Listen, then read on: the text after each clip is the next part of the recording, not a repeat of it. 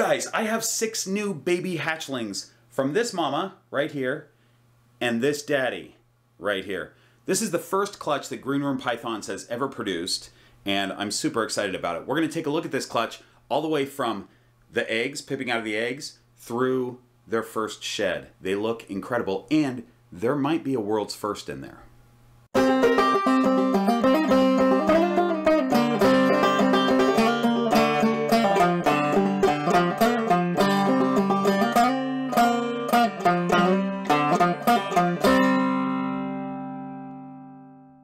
Welcome to the Green Room. I'm Bob Bledsoe, and I don't want to brag, but I've got a new pile of snakes. So you've made the world a little bit more dangerous and terrible? Nice flex. Jeez. Say hello to my brother Kent, our only employee here at Green Room Pythons. Among his list of many fears is snakes. Okay, let's get to this. I'm going to catch you up really quickly. My Patreon supporters got a preview. I made a special video for them last week, or a week and a half ago, where they got to see the clutch and the hatching and some of this stuff in more detail. But I'm going to give you the Cliff Notes version, and then we're going to look at the snakes together after they've shed out. A couple weeks ago, I went to FedEx to pick up Kata, my new adult snake. You can see the video of that unboxing right up here somewhere. And so I brought her home and unboxed her, did that little video, and then went to put her in quarantine, and then I checked my incubator. And that's when one little snake, actually 2 snakes had pipped at that point, but I saw one little nose sticking out, so I realized that I had more than one new snake that day. I carefully cut the eggs. I thought I did this off camera, but I just found footage of it, so I must have set up a camera to cut these things. I didn't want to narrate it though while I was cutting, because this is the first time I've ever cut eggs, and I just wanted to make a little slit. You know, I wasn't trying to open the whole thing super wide. I just wanted to make a slit to make sure that they all got out. We can confirm immediately that Ron is the father instead of the inspector. That was kind of up in the air because little Spotnose noses were popping out, and you could see little guitar-shaped head stamps, just like their dad. There was 7 eggs in the clutch, and one of the eggs had just, the embryo didn't form properly. It was super kinked, and some of the organs were forming outside the snake, so it was unfortunate, but that snake did not make it, and that was a bummer. But the other 6 were super healthy. 5 of the snakes crawled out of their eggs the next day, and there was one that was right next to the egg that didn't make it, that hadn't crawled out yet, and I peeked in there, and that one was crazy light. It just had crazy colors, and I almost couldn't tell what was snake and if there was maybe organs developing on the outside of that snake. So after over 20, you know, it takes snakes different amounts of time to go out of the to crawl out of the egg, but the fact that all the siblings crawled out at about the same time except for this one, and this one was right next to the one that didn't develop right, it made me a little bit nervous. So I did cut a big hole in that one so that I could see the snake, and it looked okay, but I still couldn't tell. I was like, I don't know if this snake's gonna make it, but it did. It just took that one 24 hours longer to crawl out, and it looks insane compared to the other ones. I think it has all the possible genes. We'll talk about that though. But the cool thing is, 24 hours after all the 5 crawled out, I happened to be peeking into the incubator, and I saw the snake's head sort of poking around its egg. There's probably video of that. I can just give you that as B-roll. And so I saw that and started rolling the camera, and that's the moment that it was crawling out of the egg. So here's a little sped up version of that. It took it a while, so we'll just speed that moment up. Once that one crawled out of the egg, I put them all in a little tub to rinse off some of that albumin. Just, you know, I didn't want them to go swimming, but I put a little bit of water in there. I don't think it's right to be like, oh, you're learning how to crawl on the ground? Let's see how you do swimming in water. So they just got a little bit of water to give them a little rinse. But look at the colors in that one that just came out of the egg. It's so crazy compared to the other ones. I mean, the other ones have some differences because they have different genes, but that one is just ridiculous. So they've all shed out at this point, and they look fantastic. They're all in separate enclosures, and we're going to take a look at them right after Kent's Corner. Hi, welcome to this segment of the video called Kent's Corner, and this is the corner. Today, and I'm Kent.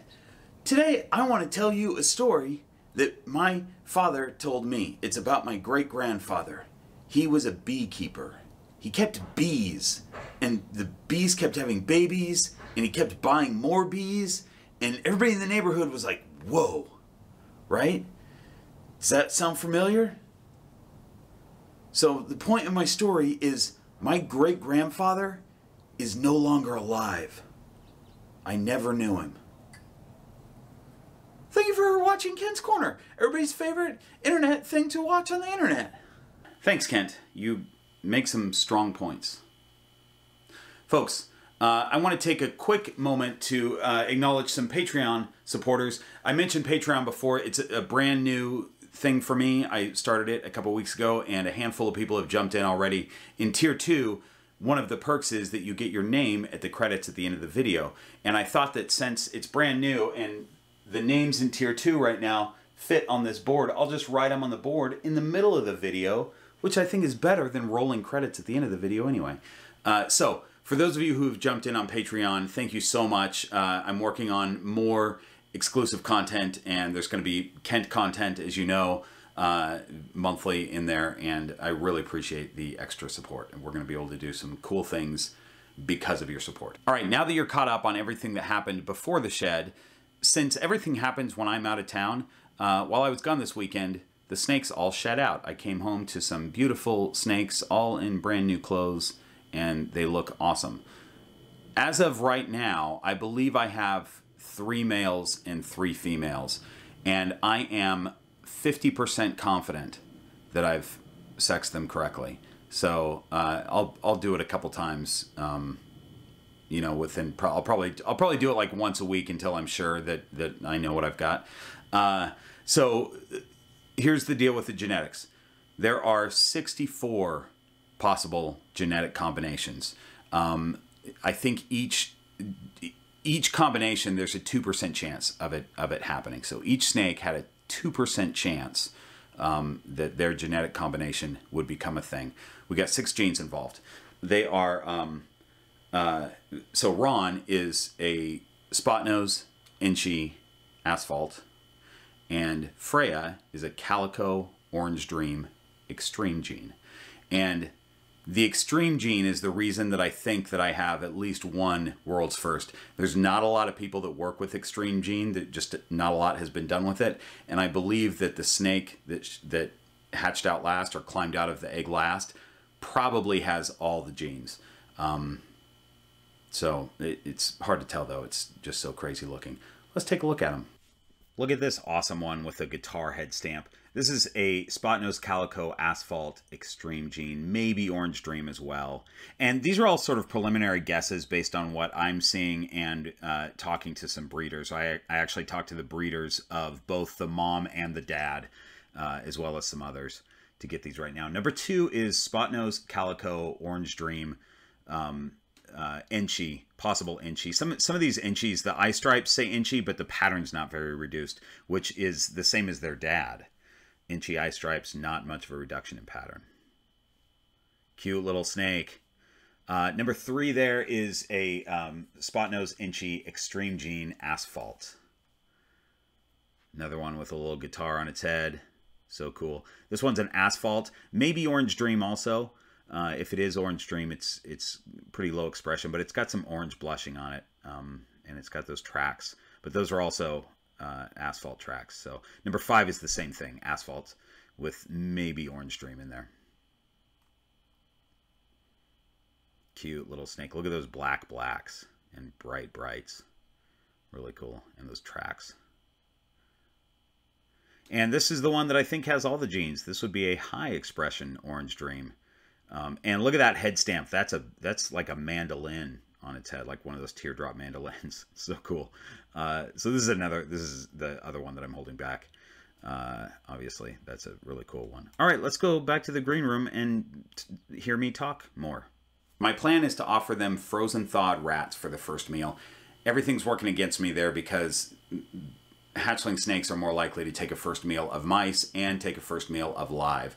But I'm going to try to be really patient and do this. The plan is that if I have any snakes that refuse, I'll feed Echo, my little super dwarf reticulated python, the rats that that they don't eat, so I don't waste any rats if I can. I'm totally willing to switch to live mice if I need to, but for this first feeding, I want to try this and see how it goes. Maybe for the second feeding too, I'll try again.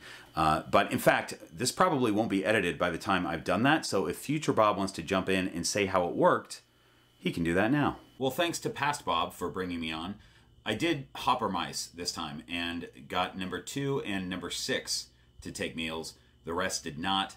You know, it's a process and it takes patience. So I'll try again in 5 days. And I think what I'll do is try again with hopper mice for the ones who didn't take a meal. And I will try rat pups for the 2 that did eat.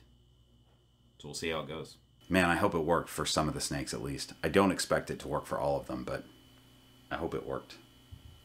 So other than that, I'm going to try to get them a little bit acclimated to handling. I believe that I'm keeping 2 of them as holdbacks, and so there will be 4 that are going to new homes. And I've got a waiting list for those, so I'll be contacting those people shortly. And I'm assuming that the homes that those are going to they might be breeders, but they're probably also pets like mine are. And so it'll be good for these snakes to be used to being handled a little bit before they go off to their new homes. Okay, you guys, I think we did it. I hope you enjoyed that clutch. Put down in the comments which one was your favorite snake and what you think. If you have different ideas of the genetics in those snakes, let me know what your thoughts are. And, you know, hit that like button if you would, please. Hit subscribe if you haven't already. That really helps me out. And I'll see you next week.